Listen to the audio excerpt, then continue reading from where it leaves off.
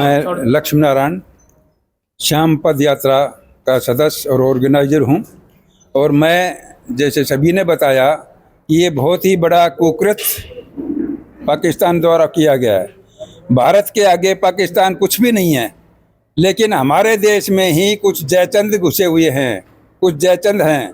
जब तक हम एक नहीं होंगे, जो हमारे जयचंद भाई हैं वो ठीक है आपस में किसी बात पर राजनीतिक में मोदी से दुश्मनी हो, मोदी से खराब लगता हो, लेकिन जहां देश का सवाल आए वहां में सबको एक हो जाना चाहिए। वहां पर हमें पाकिस्तान का साथ नहीं देना चाहिए, या जो हमारे धर्म के खिलाफ जो बोलता है, खासतौर से इस्लाम धर्म जो है वो हमारे हिंदू धर्म को नष्ट करना चाहता है। तो हमें अपने धर्म को बचाना चाहिए और सभी हिंदू भाइयों को एक हो जाना चाहिए।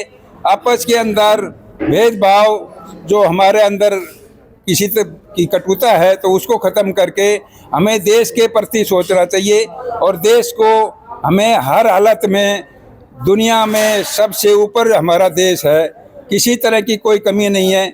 लेकिन पाकिस्तान की तो हिम्मत ही क्या है, हमारे आगे चीन भी जो है थर थर कांपने लग गया है।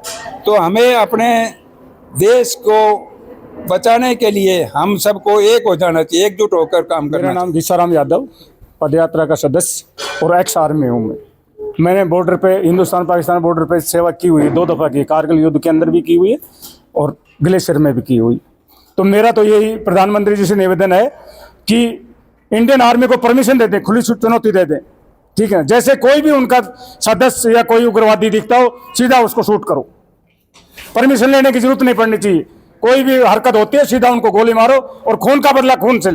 मेरा नाम नरेश कुमार यादव, मैं भूतपूर्व सैनिक। अभी जो पहलगाम में अटैक हुआ बहुत ही निंदनीय है। जो उग्रवादियों ने ये अटैक किया है, मतलब कि निहत्थे लोगों के ऊपर वार करना एक कहाँ का न्याय है ये। अगर उनके बाजू में दम है तो हमारी फौज से टकराएं, उनको मुंह तोड़ जवाब देंगे। लेकिन ये थोड़ी है कि एक मतलब कि इतना गंदा कृत्य है कि देखो वहीं पर उनके मतलब कि महिलाएं थी सारी, उनके आदमियों को सामने खड़ा करके सामने गोली मारना बहुत गंदा है। तो मैं तो इसके लिए देश से अपील करूंगा, आप सबको एकजुट होना पड़ेगा।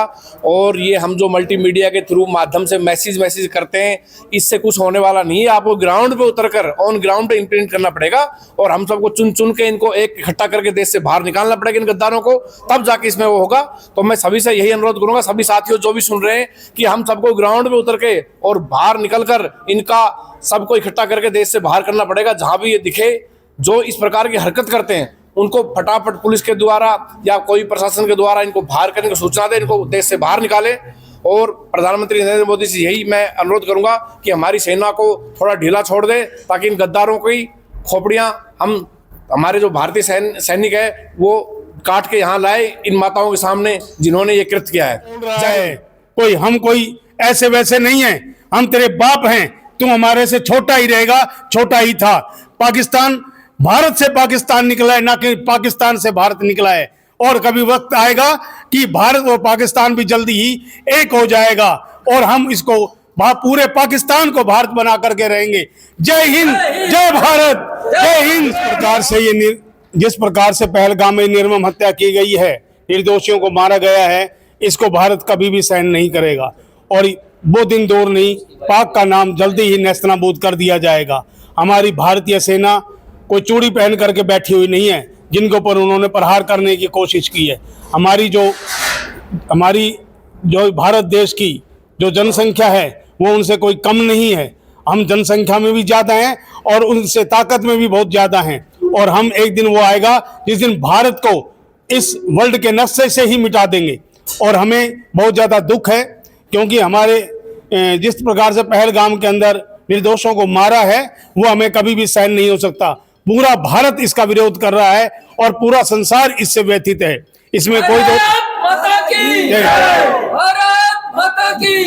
पाकिस्तान, हम ये कहना चाह रहे हैं कि आज देश में एक शोक, पूरे देश के अंदर शोक की लहर है। और शोक की वजह से ये जो जघन्य अपराध किया है, पहलगांव के अंदर जो पर्यटक गए थे उनकी निर्मम हत्या जो की गई, जिस ढंग से वो एक बहुत ही इतना देश के ऊपर, और ये केवल वो यात्री नहीं है, ये प्रहार हिंदुस्तान के ऊपर हुआ है, ये हमारे प्रधानमंत्री के ऊपर हुआ है। तो हम ये चाहते हैं कि वो हमारी जाति पूछते हैं, हम उनका धर्म मिटा देंगे। वो हमारी जाति क्या पूछेंगे, हमारा धर्म क्या पूछेंगे, हम उनका धर्म ही मिटा देंगे। हम ये देश उन महापुरुषों का देश है जिन्होंने त्याग भी किया है तो किया है, और फरसा उठाया तो फरसा उठाया है। हम परशुराम भी बन सकते हैं और नथुराम गोडसे भी बन सकते हैं। भारत माता की जय। भारत माता की जय।